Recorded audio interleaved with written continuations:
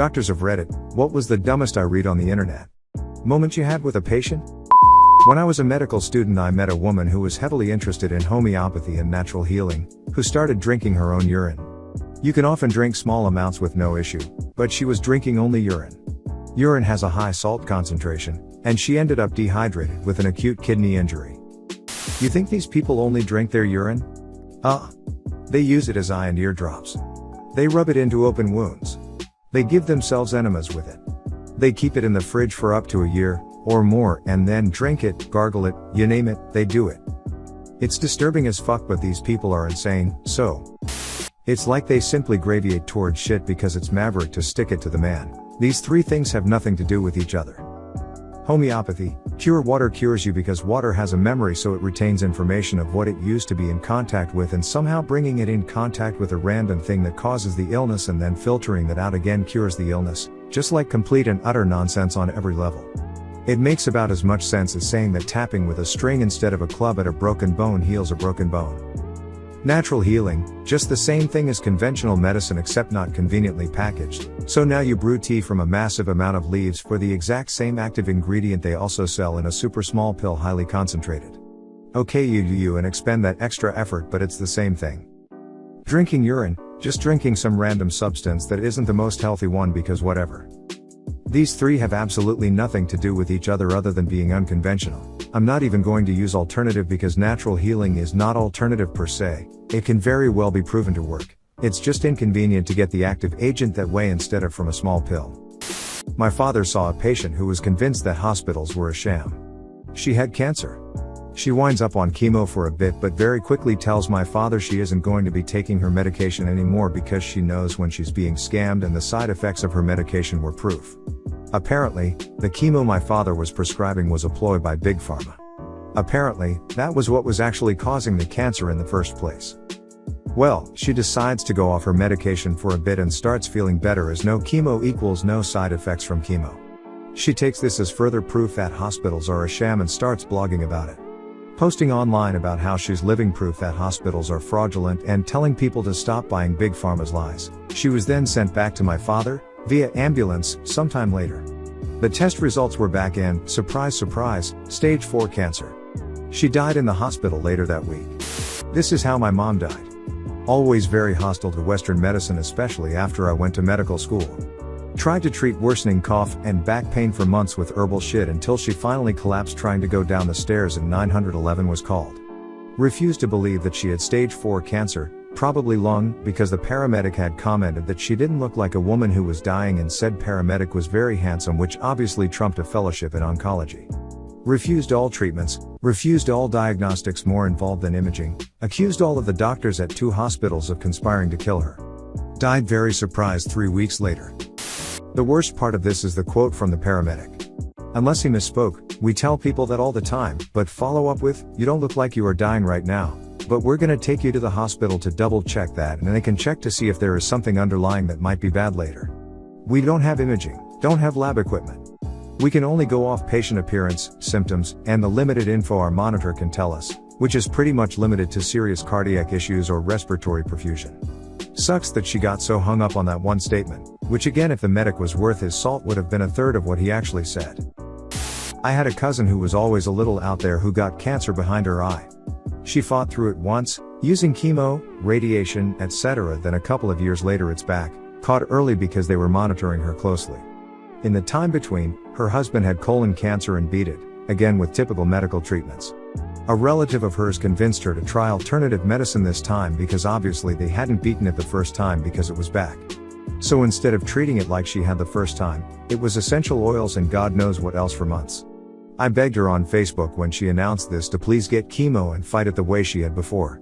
She and her daughters, who were all very close to me when we were younger, blocked me. Months went by and I saw a prayer request from a daughter-in-law for her because the chemo wasn't working. She'd waited several months before going back on chemo and it was just too late. At the funeral, one of the daughters was ranting to another visitor that Big Pharma had killed her mom because all they wanted was money and let her die. I really wanted to tell her that using woo-woo treatments and letting the cancer get out of hand before going back killed her mom, but I was trying not to start anything at the funeral. It still breaks my heart that she died like that, all because she got into conspiracy theories. Getting cancer in my eye is literally one of my worst fears, because I found out at a routine eye exam that I have a mole in the back of my eye. Because of course I fucking do. Frown, stupid genetics. Other people go out in the sun and get cute AF freckles. Me? I go out in the sun and my body goes okay. Time to ramp up the mole production, fellas. Most of the time, they are harmless, ugly little flat spots like freckles on steroids. But it's a pain in the ass to have to keep track of over 100 of the bastards. I somewhat understand this.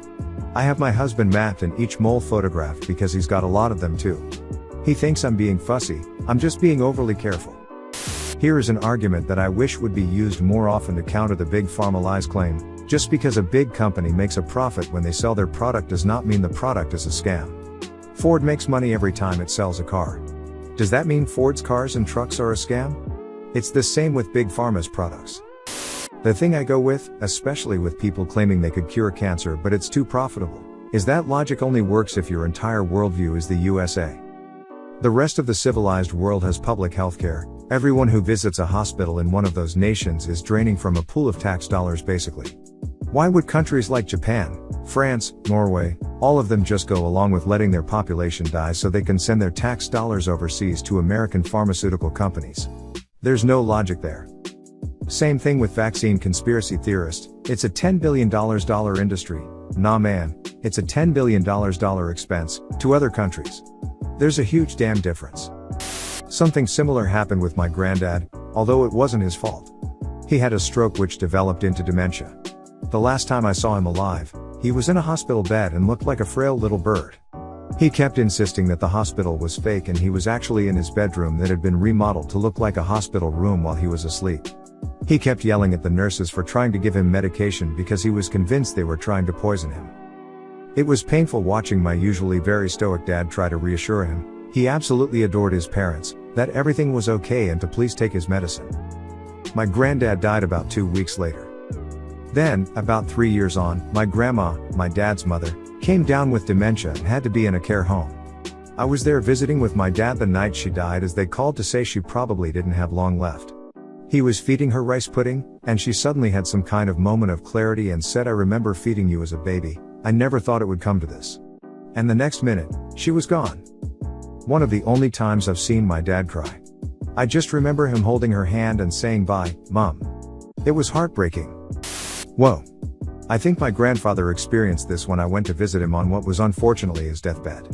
He had been mostly unconscious, on a lot of medicine for the pain, so we mostly just went to hold his hand and say goodbye.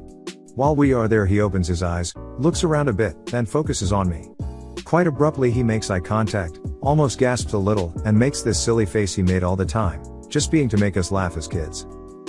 He 100% saw me, and recognized it was me. It was a strange but kind of beautiful moment. He died maybe 2 hours later. Till there's a name for that. Long-term care nurse here. I have absolutely seen this. A person who has had dementia for years suddenly speaks to a staff member or family member clear as day, makes perfect sense, and then passes away soon after. It's hard for families because for that one brief moment they have their loved one back only for them to be taken away. I'm not a doctor, but I did take my very elderly Nana to the hospital after I showed up to her house and found her slurring her words and behaving very strange overall. Now, my Nana is a major hypochondriac, and when she was admitted the first thing she told the doctor is that she believed she was experiencing the beginning signs of Parkinson's. It turned out that she had mixed up a bottle of non-alcoholic wine with a bottle of regular wine, had drank the entire bottle, and was completely hammered. This is a subject of very mild curiosity. Left to ferment naturally, wine's maximum alcohol content is limited to under 20%. Anything stronger than any of us has ever had is thanks to distillation. And anything fermented to 20% is likely pretty nasty, since every wine I've ever encountered is under 15% unless fortified. This begs the question of just how diluted it was. This suggests that Greeks opted for a ratio of 3 or 4 to 1, for a final ABV of under even a relatively light lager, while Romans favored a mere 2 to 1, which would be equivalent to a somewhat strong beer. My grandmother was not an alcoholic, per se, but she was accustomed to having a glass of wine in the evening. As the years passed on, 1 glass turned to 2, 2 glasses turned to 3, probably to help her sleep.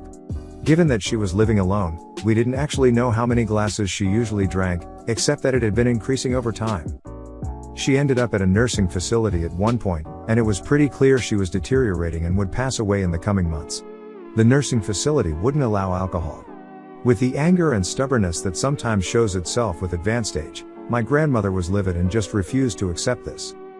My mom talked to the nursing home staff. My mom basically said that she's really sorry, but grandma is adamant. She's at the end of her life, so a 12-step program isn't really in the plan. And given that no one really knows what her previous alcohol intake was, they also weren't sure what would happen in terms of detoxing. The nurses said it was against their policy and they didn't really have a choice, unless it was prescribed from a doctor.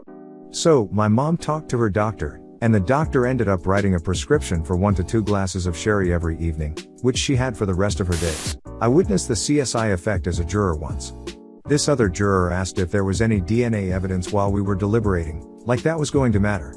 The defendant shot a cop, then the cop's partner emptied his magazine into the defendant. The main thing being argued was whether or not they identified themselves as police, not sure where DNA would come into play.